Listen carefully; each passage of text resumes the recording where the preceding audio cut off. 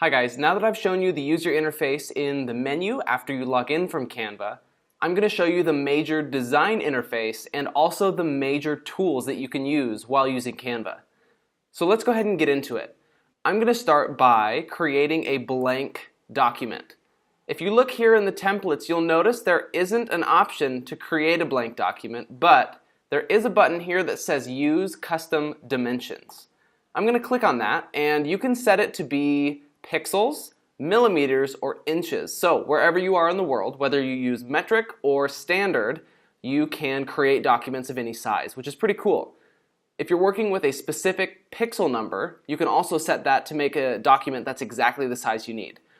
I'm going to make a document that's exactly the same size as an 8.5 by 11 inch piece of paper. I click Design, and you'll see that it will open up a blank 8.5 by 11 document. Welcome to the Canva design interface. I'm going to show you now the major tools within Canva. As soon as our document loads, you'll see a few buttons around the document. You'll see a duplicate button here, or copy this page as it says. You can also add a new blank page beneath that. The page number is here by its side, and that little four-way cursor pops up that allows you to drag the pages up and down in the document if you're creating a PDF, which an 8.5 by 11 piece of paper would be perfect for creating a PDF. You can create a new page just like that, and you can drag it up and down by doing that. Pretty easy. To delete a page, click the trash can. Okay, let's get into the major design tools. If we go over here to the far left, you'll see 5 sections: Search, Layouts, Text, Background, and Uploads. Let's start with Search. Within the Search menu, there are 9 different categories: grids, frames, shapes, lines, illustrations, icons, photos, charts, and I love Canva, which you'll see what that means later. For the grids, if you click on it, this gives you a ton of photo grids, and if you've ever used an app like PicStitch, you'll know exactly what these are. These are not the pictures that come with it, but if you were to upload your own photo, you could drag it into one of these frames and create a document with multiple frames, just like that. I'm going to get rid of this because I don't want that, but that is what the grids do. I'll close it and open frames. Frames operate in kind of the same way. However, you can drag these in as single elements. They don't have to take up the entire page like the grids do. There are also multiple shapes of grids and different patterns. I like this one for a little name placard. I'll type my name here and I'll drag in a picture of my face, maybe from my Facebook or from my Instagram. Get rid of that. Let's go back. Shapes have just exactly what you would think, shapes. All different kinds and styles. You can select any of them and they'll drop right into the document.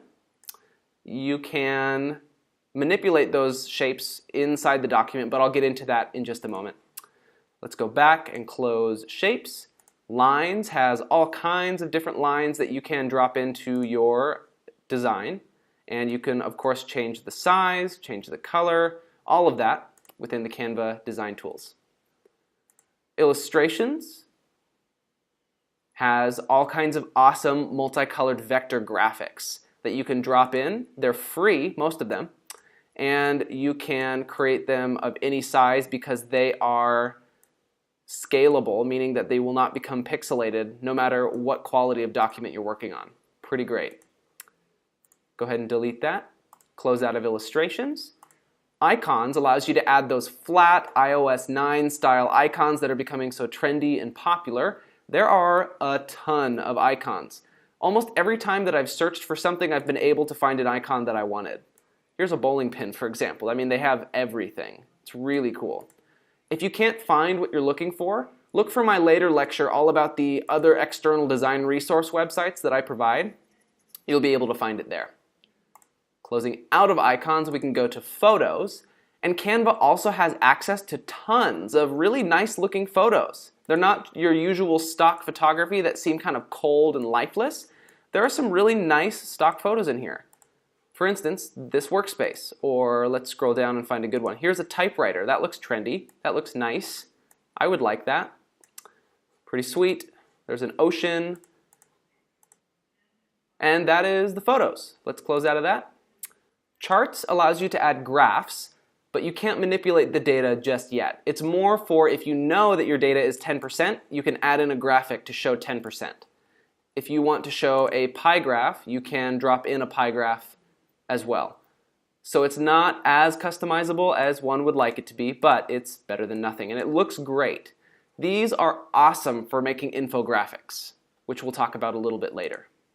I Heart Canva includes just some graphics about Canva. So if you're going to include maybe made with Canva or created on canva.com, you can drop one of these in your design, and it really easily allows you to create Canva-related posts. So that is all inside of the search tab. As you can see, there are over 1 million images that you have access to on Canva. It's pretty awesome for this being a free account. Let's move on to layouts next, and this is similar to the grids section, but in the layout section, these take up the entire page. So you can do this here where you drop in one of those layouts. Here's one of the other layouts. I could imagine these being really good for family photos or maybe some type of promotional poster. There are layout after layout after layout, all completely free.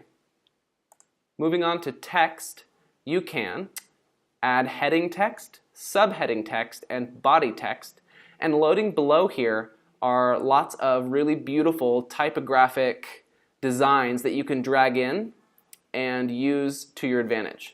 I'm going to get rid of this because I actually don't want that layout. Looks like it's having some trouble loading, so I'm going to reload it. If this happens, it helps to just go to one tab and then back to the other, and it will reload. If worse comes to worse, on Canva, just refresh the page, and it will ask you if you want to. Just say yes.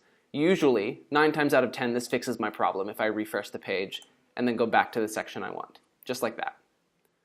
Within the text category, you can see all of these awesome typographical designs that you can just drop in, and I'm going to change, oh, there we go. You can see that that was easy. I dropped it in, the text is there. Let's say I really liked this banner. I can throw this up here at the middle of my design. Let's change the background to red. Let's change the text to black. There we go. And there we go. That was easy. Drop and change the color and you're done. There are designs and designs and designs. There are so many to pick from. This isn't even all of them. They're not loading right now due to the internet speed at my apartment.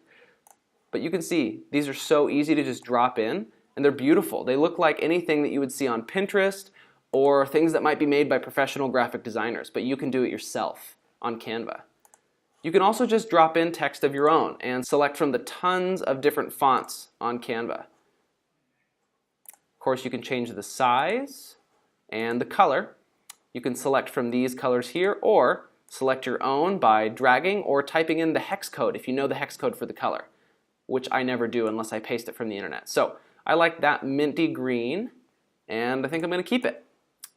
In order to change the formatting, you can click on your text, click this triangle drop down, and you can set it to be all uppercase, make it a list with bullet points, or orient the text left, center, or right, just like you would in a Word document. You can even set the text spacing to be bigger or smaller depending on what you need in your design. You can copy this text. You can create a link within this text so that when you share this image, or in a PDF, I guess, you could click on the text and it would bring up a link. Transparency allows me to set the transparency of the text if I'm overlaying text on some type of design, some type of background. Pretty awesome. And when I have another element in my design, I can move this forward or backwards as a layer to be on top of something or underneath something. So let's change that actually so that I can see the words that I wrote. Let's change the text spacing. There we go. So that is the text tool. The background tool allows you to search backgrounds by color, which is pretty awesome, or use some of the free backgrounds that Canva provides. There are paid backgrounds as well as paid templates for each of these features here, but there are so many that are free that it really doesn't even seem to make a difference.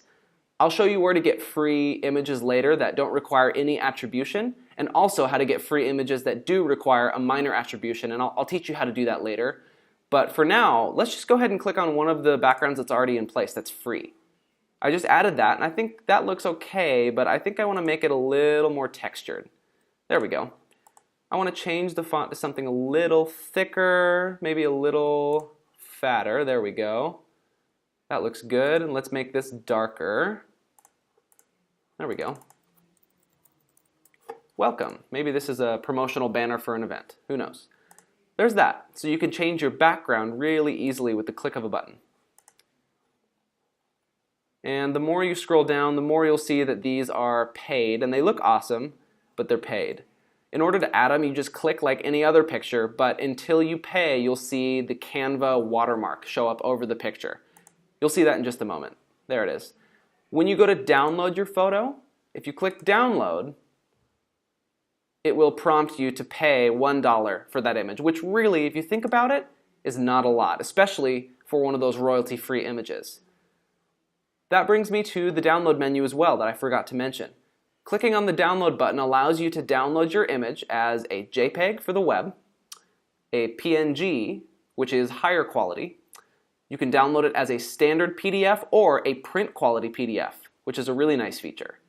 If you click the Options drop-down, you can print all pages in your design, pages in a range.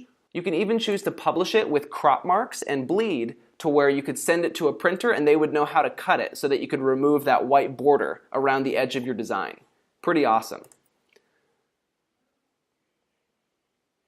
I'm going to change it back to one of the free backgrounds. Let's go with that. I like this one. And next I'm going to show you the Uploads category. Within Uploads, you can view your uploaded photos, you can connect your Facebook account and view photos from your Facebook, or you can click this Upload Your Own Images button to upload an image from your computer itself, which is pretty fantastic. Let's say I was going to upload this icon of Google Chrome. It uploads right here, and then it pops up ready to drop into my design. Pretty easy to do. Now, you can view information about this, and you can name it and even delete it if you don't like it or don't want it in your library. One last tool I want to tell you about is Zoom. If you find that you're working on a design but you can't really see what you're working on, there's a zoom tool here on the left, zoom out and zoom in. So if you zoom in, you can go way up close to your design to see exactly the things that you want to see. I'll zoom out to my viewable range there. The share button allows you to share with friends either in a Facebook post, a tweet, or an email. And alternatively, you can copy and paste the link to send to a friend maybe in an email or in an iMessage or text. If you make this design public, it shows up in your public gallery on Canva. I'm going to turn it off though because I'm not satisfied with this design yet. That's really all you need to know about the Canva design tools, and I hope you're starting to see how incredibly powerful this design interface is and all that you'll be able to do with it.